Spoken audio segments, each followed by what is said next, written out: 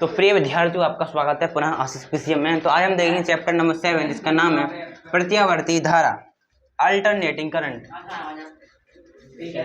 Alternating current, ठीक है। तो देखो, इसके महत्वपूर्ण टॉपिक लिख लें। इसमें जो सबसे ज्यादा आने वाले टॉपिक हैं आपके महत्वपूर्ण टॉपिक, तो महत्वपूर्ण टॉपिक है इसमें। देखो, एलसीआर परिपथ, एलसीआर परिपथ जो बहुत ही मोस्ट पूछा जाता है पेपर में। एलसीआर परिपथ हो गया आपका, और ट्रांसफॉर्मर हो गया, ट्रांसफॉर्मर। एलसीआर का क्या होता है? सर्किट होता है, परिपथ, परिपथ, एलसीआर परिपथ। आप सर्किट पढ़ोगे, एलसीआर सर्किट पढ़ोगे, बहुत सारे सर्किट पढ़ोगे इसी चैप्टर में। ये बहुत बार पूछा गया है। ट्रांसफार्मर नहीं पूछा गया आपसे, विशेषता गुणांक भी पूछा गया है, ठीक है। विशेषता गुणांक भी ले लें आप।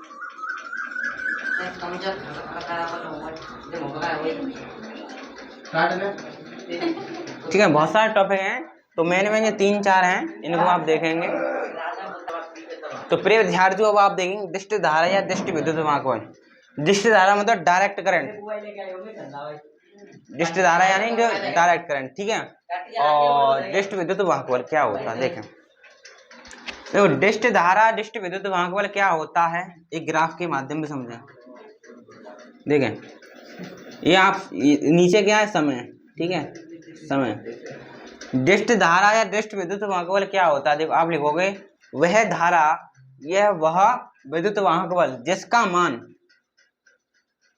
धारा बोलो या आप क्या बोलो, विद्युत वाहक बल बोलो। वह धारा या वह विद्युत वाहक बल जिसका मान समय के साथ कैसा रहे, नियत रहे। कैसा रहे, नियत रहे। जब दृष्ट धारा या दृष्ट विद्युत वाहक बल का मैं समय के साथ ग्राफ खींचूंगा तो वह हमेशा क्या निकल कर आएगा, नियत निकल कर आएगा, कांस्टेंट निकल कर आएगा। यानी इनका मान क्या होगा, हमेशा निश्चित होता है, सीधी दिशा में चलते हैं ये, ठीक है। इसको क्या बोलते हैं, दृष्ट धारा या दृष्ट विद्युत वाहक बल बोलेंगे।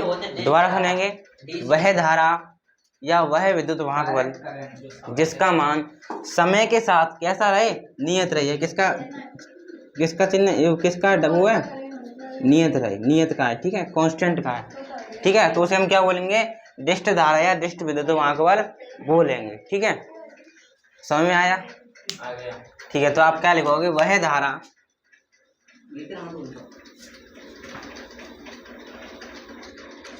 वह धारा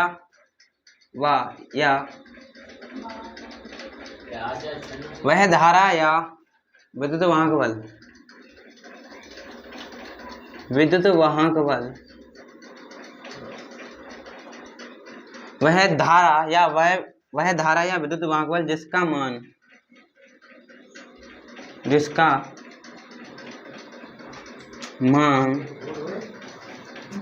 नियत रहता है, समय के साथ मान, वह धारा या विद्युत वाहक बल जिसका मान समय के साथ नियत रहता है। आपने दृष्ट धारा का स्कूल में डायग्राम सीधी रेखा दिशा में होता है समय के साथ। वह धारा या विद्युत वाहक बल जिसका मान समय के साथ नियत रहता है, क्या रहता है, नियत रहता है। क्या कहलाता है आपका, दृष्ट धारा या दृष्ट विद्युत वाहक बल कहलाता है। दृष्ट धारा या दृष्ट विद्युत वाहक बल कहलाता है। दृष्ट विद्युत वाहक बल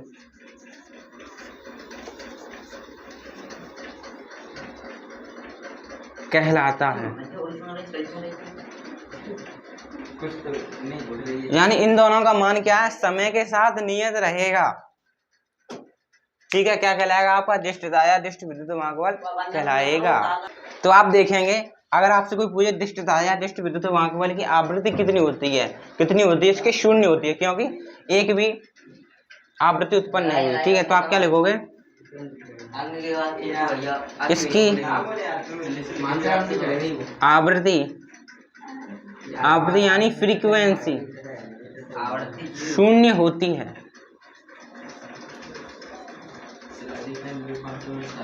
ठीक है, यह आपकी डिस्ट धारा या डिस्ट विद्युत वाहकबल होता है। नोट करें।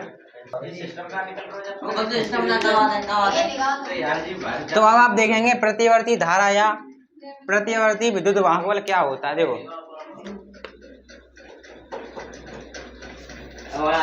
देखें,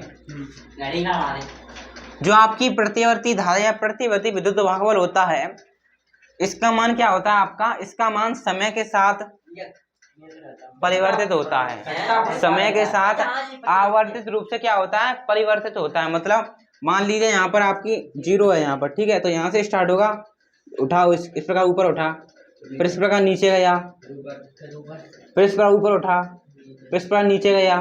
ठीक है, तो ये आपकी प्रतिवर्ती धाराएं कुछ इस प्रकार चलती है, आवर्त के रूप में चलती है।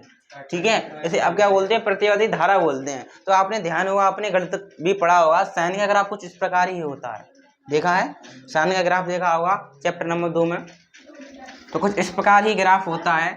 इसी धारा को क्या बोलते हैं हम, प्रतिवर्ती धारा या प्रतिवर्ती विद्युत वाहकबल बोलते हैं। तो क्या लिखोगे आप, वह धारा या वह विद्युत वाहकबल जिसका मान समय के साथ आवर्त रूप से क्या होता है, परिवर्तित होता है, जिसे हम क्या बोलते हैं, प्रतिवर्ती धारा या प्रतिवर्ती विद्युत वाहकबल कहते हैं। ठीक है, तो आप लिखेंगे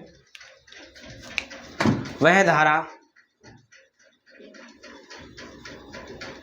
या विद्युत वाहकबल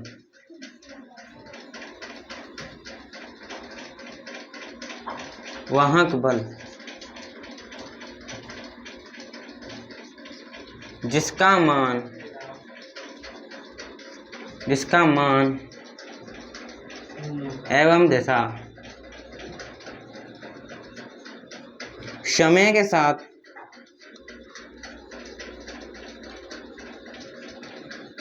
रूप से परिवर्तित होती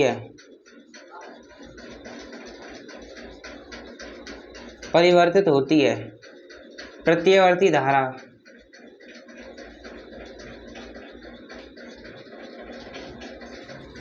या प्रत्यावर्ती वोल्टता, प्रत्यावर्ती विद्युत वाहकबल, बात देखिए, विद्युत वाहकबल कहलाता है।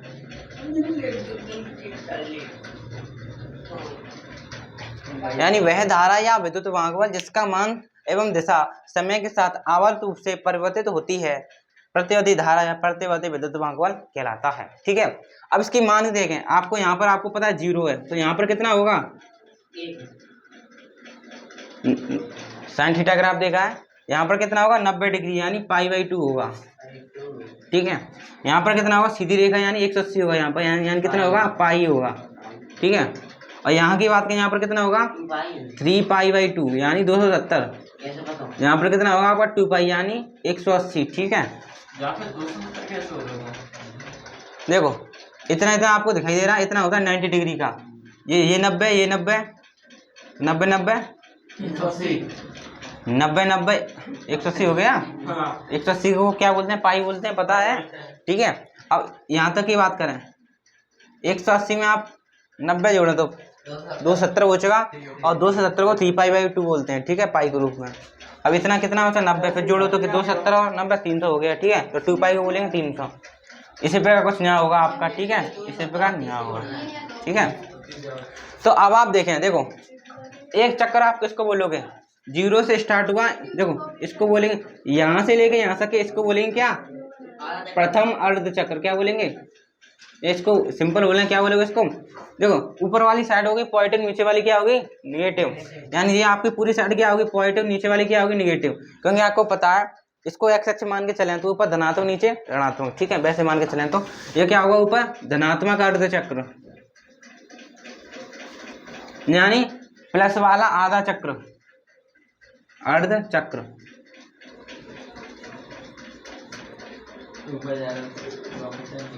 और नीचे क्या होगा निगेटिव यानी ऋणात्मक अर्ध चक्र, ऋणात्मक अर्ध चक्र। ये दोनों होंगे धनात्मक ना। ठीक है, ये धनात्मक निगेटिव, पॉजिटिव निगेटिव, सही है।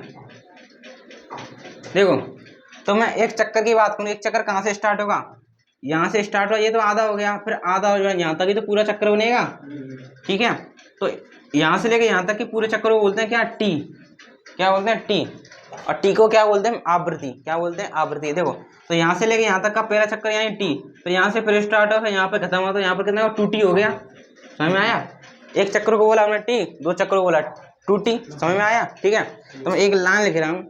और आपसे कोई पूछे आवर्तकाल किसे कहते हैं, ये टी है, टी को हम क्या बोलते हैं, आवर्तकाल बोलते हैं। ठीक है, 2t भी यहाँ पर आवर्तकाल है। ठीक है, यानी एक टी एक चक्कर है और दूसरा टी दो चक्कर हो गए। ठीक है, तो आवर्तीकाल क्या होता है, आवर्तकाल क्या होता है आपका, जो किसका डायग्राम, प्रतिवर्ती धारा की तो डायग्राम है, प्रतिवर्ती धारा का डायग्राम बोले या इसका डायग्राम बोले, बात एक ही है। ठीक है, तो आप क्या लिखोगे, प्रतिवर्ती धारा या वोल्टता, आप बोले प्रतिवर्ती धारा, प्रतिवर्ती धारा से काम चला है।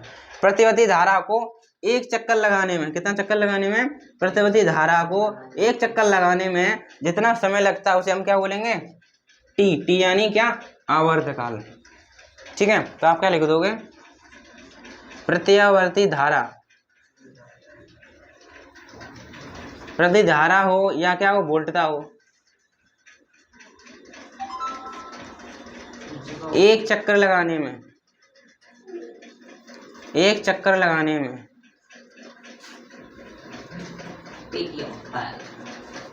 एक चक्कर लगाने में, लगा समय